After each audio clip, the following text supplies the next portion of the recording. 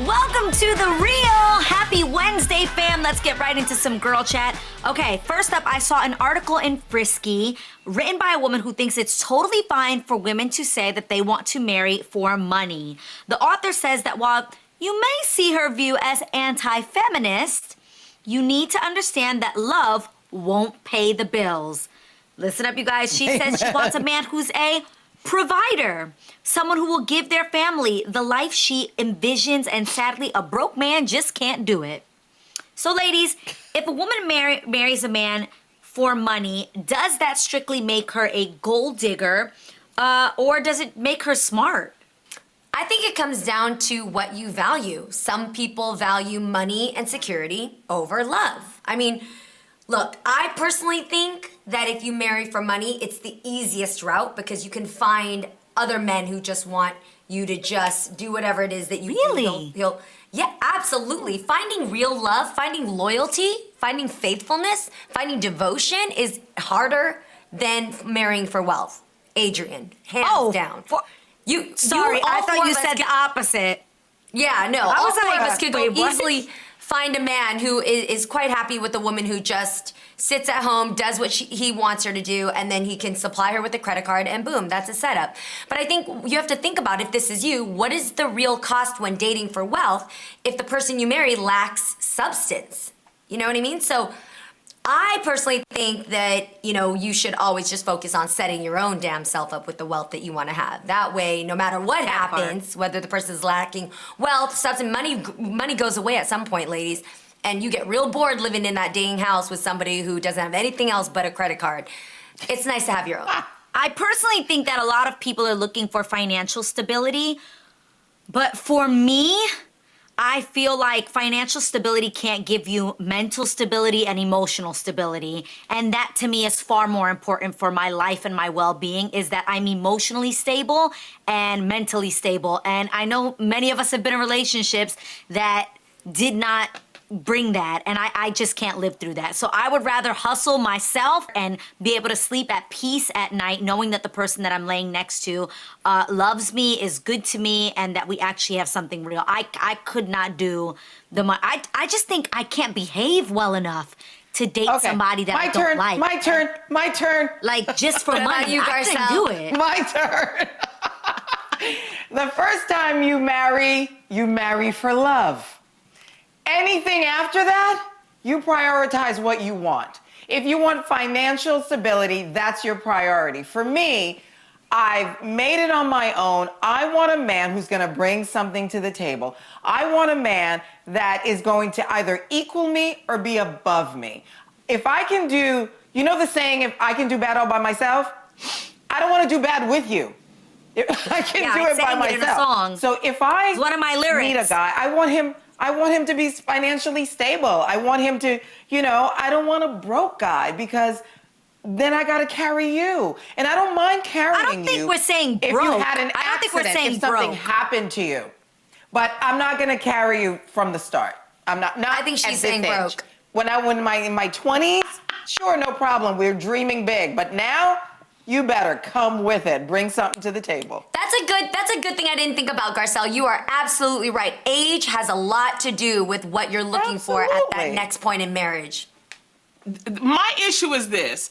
Until we fix the pay disparities between men and women have to look out for themselves. So women in this country are paid 82 cents to a male's dollar. And when we get into the races, that's a whole different thing. So when people say, should you marry a person for money? It's like, first of all, we're already not starting as equals.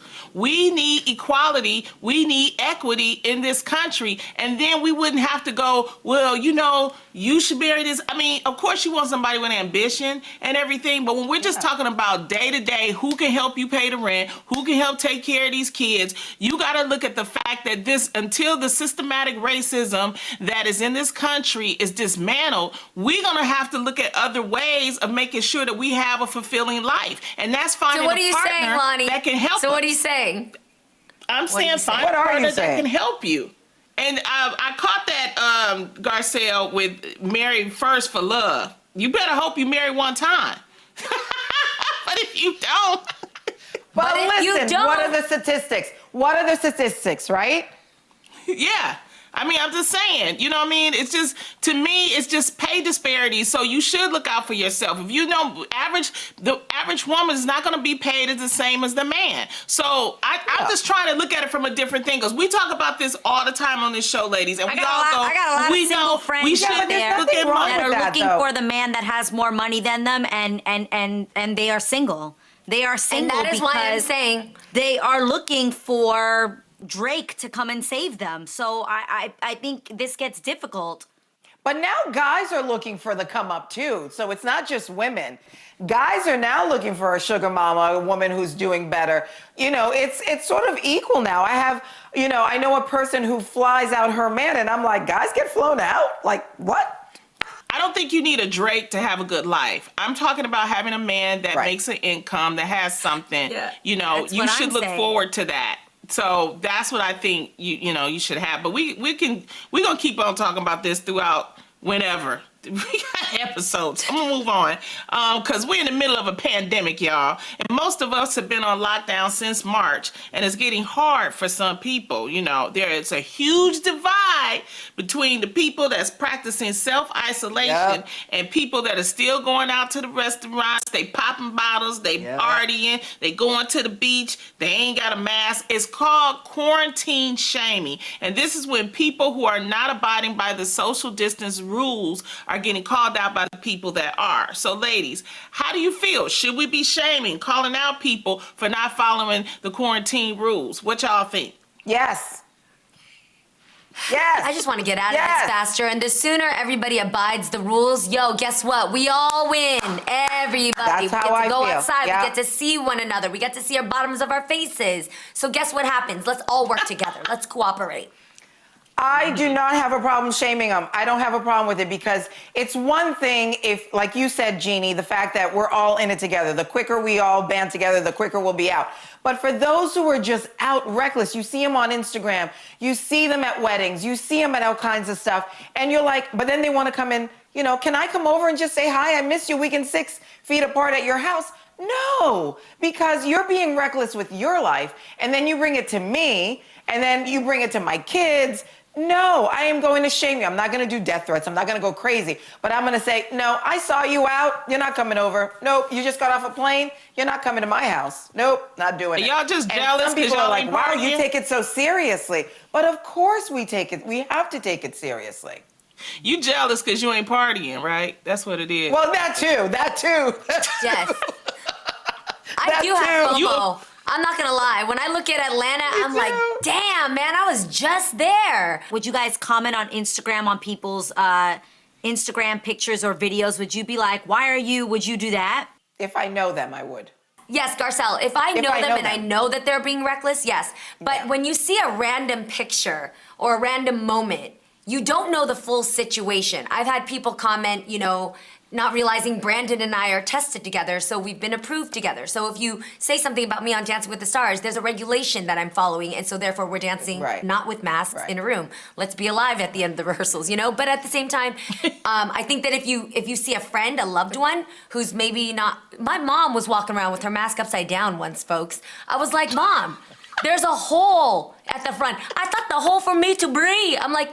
No, that's your chin. Your chin goes in, flip it over. So yes, sometimes we gotta help. That is too funny. Yeah, my sister celebrated her 40th birthday last weekend, and we literally were hardcore about this. Like, we tested every single person 2 days prior, and then they also had to be tested, rapid testing on site. Like, when they arrived, everyone was tested. I mean, we have older parents. My dad is 80-something. You've got kids. That's what I'm talking about. We took it very And I just serious. want to say that the CDC is forecasting that we will have 233,000 COVID-19 deaths in the U.S. by Halloween if we don't change.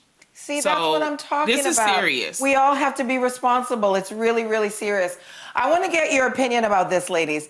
Is it possible, do you think, for students who skip their Zoom classes to have the cops called out on them? This is what's happening. The Boston Globe sort of said that some parents are having the cops called on them because the kids will be on their Zoom class and then they won't be, or they won't show up at all. And I don't know how you feel about this, but to me, this is why I think when they say defund the police, this is what I feel like ridiculous. it means. This is not where you call the cops. This is like maybe you know, call the next person who's on the emergency list of, you know, of that kid's school papers. You know how you fill out the cards? Yes. And maybe ask them where they are. Call the parents, you know, get emails. I feel like there's got to be an in-between before it's cops. Some parents have to go to work and they might leave their youngest kid with an older sibling. That older sibling may not be able to get that kid to stay on their Zoom class. Yeah. So it's a little so much harsh. going on in the world. Of course, if you're seeing if you see bruises on a child, then of course you call the police. I mean, that's a different thing. But for missing a Zoom class, that seems a little strict. Yeah, but what? A little too Man, much. that is that's so not reality. What parts of the country, in what neighborhoods can you call cops because the kid looks like they're not on their Zoom class and the cop will actually come? A city where the cops have too much damn money and too many cops to be busy doing nothing. Well, I don't know if it's cops that work for the DCF, which is the Truancy Department officers? of Children and Fam. Yeah, it's like, you know, and the thing is that they're saying that right now they consider distant learning no-shows to be possibly abuse cases. They also list numerous circumstances in which teachers should feel obligated to call the cops if the kids appear tired or if they're hungry during the Zoom sessions. That's what they're saying. But I agree with you, Garcelle, is that, first of all, parents need a break. It's a pandemic. People are already partying, but they need a break. I think we gotta give people a break right now. This morning, I woke up Jax. I made sure both of them were awake. I left the room. We had our morning meeting, and at 8 o'clock, I just went in, and he was still in the bed. So the cops would have been here. I wouldn't have been on the show with y'all because Jax went back to sleep and I didn't get him on the Zoom on time. And that would be ridiculous. There you go. That would be ridiculous. You're an amazing mom. And things You guys happen. would have been and I think bailing that me we out need in to the bring that pokey. into consideration. There's a lot going on in this world, and we need to show grace to some of these parents and just don't jump to conclusions of sending the police to your house. Again, I agree with Lonnie. If something seems to be wrong, a medical issue or the child's not being fed, and even in that case, I think there's a different person you call for that. I mean, over here in New York, we used to call that Benefit of Children's BCC, Benefit of Children's Welfare, BCW. And there was someone else, like a social worker would come to that parent's house, not a police officer with a gun. Yeah. Would y'all, Well, that's well, what you guys would have bailed me out, right? You would have bailed me out this morning. I would have got Jamie I'm still Foxx getting to over bail the you fact out. that you called it the pokey. I'm gonna decide after I figure out where you got the pokey from. Once I make You gotta pay him back, Garcelle. Hey.